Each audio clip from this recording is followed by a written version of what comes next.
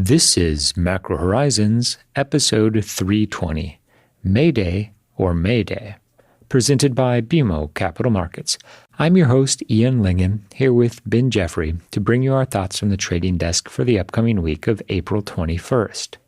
And as we contemplate homonyms of note, highlights on our list include fall, arm, break, right, bark, bat, and of course, Trump.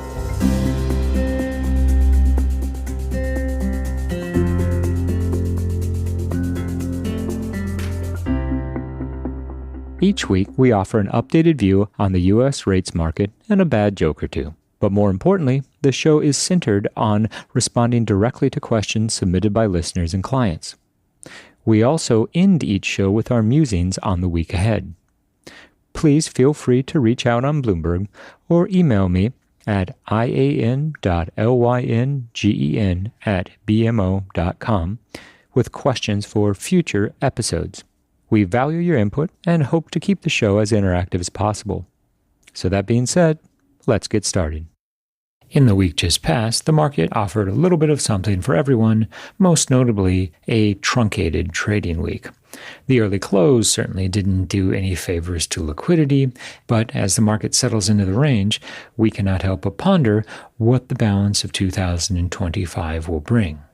We came into this year expecting that as inflation moderated, the Fed would find itself compelled to begin lowering rates. However, we certainly underestimated the impact of the trade war and the willingness of the administration to push aggressively to redefine the global trading environment. Now, as we consider all of the moving parts and the potential fallout, one takeaway is relatively clear, and that's that the Fed's focus on its dual mandate remains as relevant as always. We're also reminded that there is a fair amount of seasonality to the Treasury market. We almost invariably see the most bearish period for the market in the first and second quarter, and that tends to be followed by a drift lower in yields during the summer months. Now, part of that is a function of the data cycle, and part of it is transitioning from the optimism that we tend to bring into the beginning of every year into something more realistic as we go through the economic data cycle.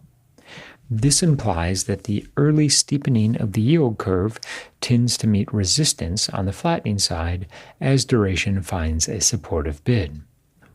One caveat for the current cycle, which makes it quote-unquote different this time, is that Fed cuts, without question, are in play at the moment. Once we get to the point where the Fed is comfortable pushing more aggressively towards a normal policy stance, we expect not to see the typical flattening pressure, although we remain biased for lower rates further out the curve. Instead, we're anticipating that this will occur in a bullish fashion led by the front end of the curve.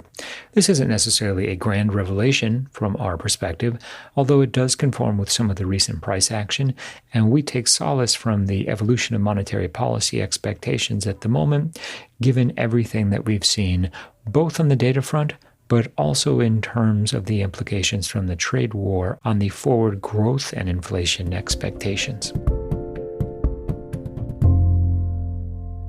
Well, Ian, we've made it a full quarter and a bit into 2025, and there's been no shortage of surprises, of volatility, of uncertainty, certainly in the market, but also in Washington and overseas, as the global trade landscape has been reshaped, as the monetary policy outlook has faced new variables to consider, as Powell determines the timing and the magnitude of the Fed's next rate cut.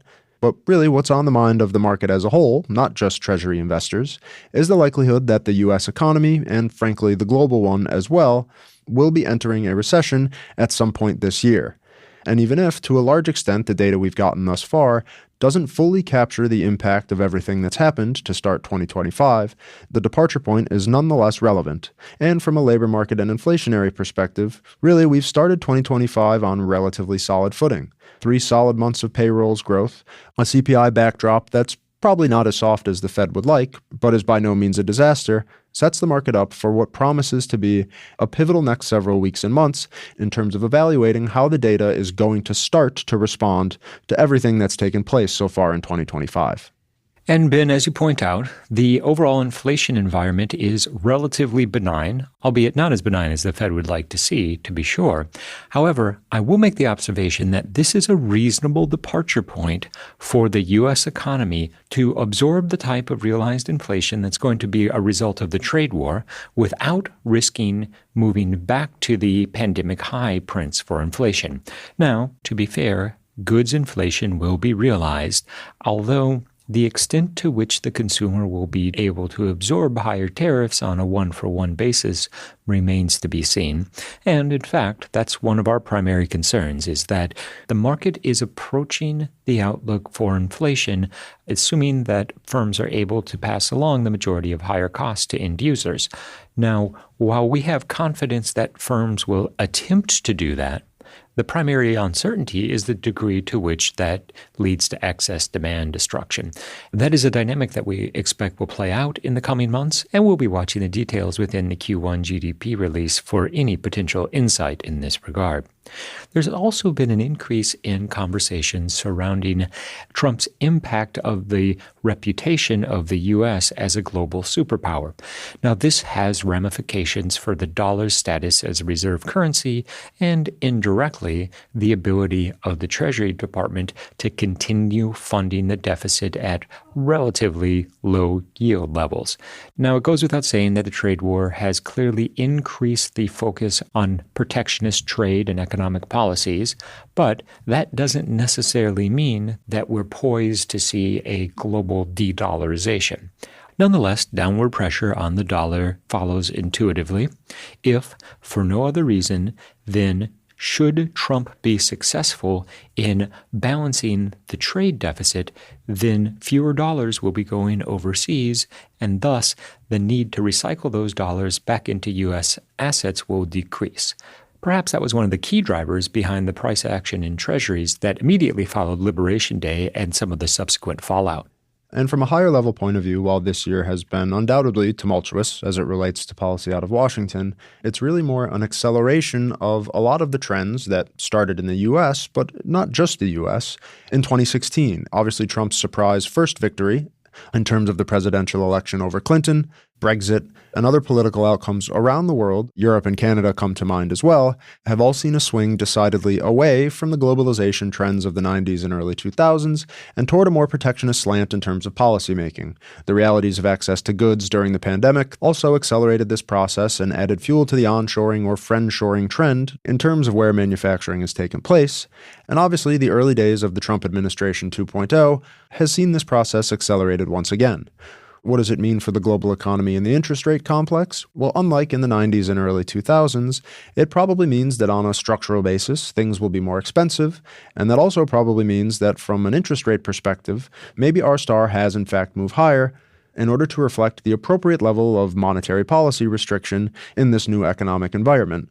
While, Ian, I think you and I are both on the same page in terms of the directionality of that repricing, where we're both a little bit more skeptical is that this structural shift toward more protectionism is going to justify 10-year yields persistently within striking distance of 5%, or that it means that policy rates aren't even that restrictive at current levels. To zoom out and take a look at some of the longer-term trends of higher labor productivity and the broader disinflationary move that drove the bond market for the bulk of the past several decades, those forces are still in place. They now just have a moderate political offset, given everything that's going on within the global trade landscape. One of my primary concerns with the higher R-star argument, although, Ben, there's no question that your star might be rising, is that there seems to be this baseline assumption that onshoring manufacturing is going to drive a significant amount of hiring. Now, when we think about the composition of the U.S. labor force, it's difficult to say that manufacturing jobs have been a pillar of growth for payrolls. In fact, as we've seen, hiring in manufacturing has been relatively subdued, and we would expect that even in an environment where more firms choose to open production facilities in the U.S., that these production facilities will rely far more heavily on robotics and automation. So it's not as if the shift in the tariff regime is going to bring us back to a 70s or 80s style manufacturing economy, certainly not in terms of the employment landscape. what that risks is a move higher in the unemployment rate that takes on a momentum all of its own because consumers have less disposable income. There's not the same upward pressure on nominal wages to absorb the type of inflation that's going to be running through the system, and we find ourselves in an economy that is increasingly bifurcated, even as some of the loftier equity valuations have been retraced. And the next question that comes to mind in the event that feedback loop ultimately plays out is, what will lower interest rates and a potentially easier monetary policy backdrop going to do to really alleviate that situation? Obviously, cheaper access to capital and a higher velocity of money will help spark some renewal of new firms, new job opportunities, and greater hiring in a traditional economic cycle framework. But exactly to your point, Ian, if in fact the emphasis is being shifted toward manufacturing facilities that aren't manned by people at all, then lower interest rates are not in isolation going to do much to alleviate higher joblessness. What it will do is add capital to the system and fuel greater innovation for the next industry that certainly the two of us haven't thought of yet. But if in fact the U.S. economy is going to be shifting away from more service providing back toward more manufacturing, what that means for the labor market promises to be one of the enduring themes, not of the next few weeks or quarters, but of the next few years and decades. Putting the recent volatility in the Treasury market in this backdrop makes the move seem relatively benign, certainly in the event that Trump's vision of bringing manufacturing back to the U.S. eventually comes to fruition. In the interim, we expect that we'll see ongoing demand in the Treasury market, and while there might be moments in which it appears that the U.S. dollar's status as a reserve currency has come under pressure, ultimately, there are a lot of dollars in the global economy that do need to be recycled back into Treasuries. And that just leaves us to offer one more piece of sage wisdom. There's no such thing as a bad bond, just a bad price. And as they say, yields will go up and yields will go down, but not necessarily in that order. And sometimes they'll go up, down, and back up again by a lot, all in one day. They call that volatility. In the week ahead, the Treasury market will return from the holiday weekend to a nearly empty data calendar. The highlights include Thursday's weekly jobless claims print. We do have durable goods on Thursday, as well as existing home sales and the PMIs. But as a theme, the calendar sets the market up to be responsive to movements in other asset classes, equities, credit, commodities, as well as take directional cues from the technicals. We'll also note that there's a reasonable amount of supply. On Tuesday, we have 69 billion two-year notes, as well as 70 billion 5 years on Wednesday. And the month's nominal coupon auctions will be capped by 7 years on Thursday at 44 billion. If anything, the front-end supply considerations should limit any potential rally in the 2- and 5-year sector, at least until the auctions are taken down. We also see the Fed's Beige Book on Wednesday, which has historically been a complete non-event for the market. And while we don't expect any grand revelations from the publication, we do think that there's the potential for greater context and clarity from business leaders as it pertains to the tone associated with Trump's trade war and the new tariff regime. We continue to see a full slate of incoming Fed speakers, and as the tone continues to evolve and the broader macro narrative remains uncertain at best, one would be remiss not to acknowledge at least the potential for some market-moving headlines from monetary policymakers. Looking even further ahead, we're focused on the April payrolls print in light of all the emphasis that has been put on the apparent resilience of the labor market, even at a moment of heightened uncertainty. Recall that during April, it was a very choppy month in terms of equity market performance, and it will be interesting to see how those developments flowed through to the willingness of business leaders to add to the ranks of payrolls and what that could ultimately imply for the unemployment rate. As we saw inflation moderate during the end of Q1, we'll also be watching the April 30th release of GDP. The fallout from negative net exports continue to weigh on GDP assumptions, as does the lackluster start on the consumption side. It will be very interesting to see Q1's real GDP performance, as it could potentially serve to offset the perception that the U.S. economy is going to continue expanding at the same pace that we saw in 2024. We've reached the point in this week's episode where we'd like to offer our sincere thanks and condolences to anyone who has managed to make it this far. And as we see May on the horizon, we're seeing income tax season end and tariff season begin. We're reminded that a tax by any other name is still a tax.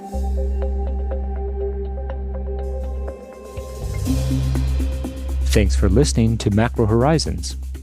Please visit us at bmocm.com/Macro Horizons.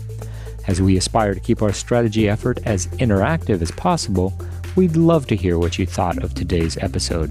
So please email me directly with any feedback at ian.lyngen@bmo.com. You can listen to this show and subscribe on Apple Podcasts or your favorite podcast provider. This show and resources are supported by our team here at BMO, including the FIC Macro Strategy Group and BMO's marketing team. This show has been produced and edited by Puddle Creative. The views expressed here are those of the participants and not those of BMO Capital Markets, its affiliates, or subsidiaries. For full legal disclosure, visit bmocm.com/macrohorizons/legal.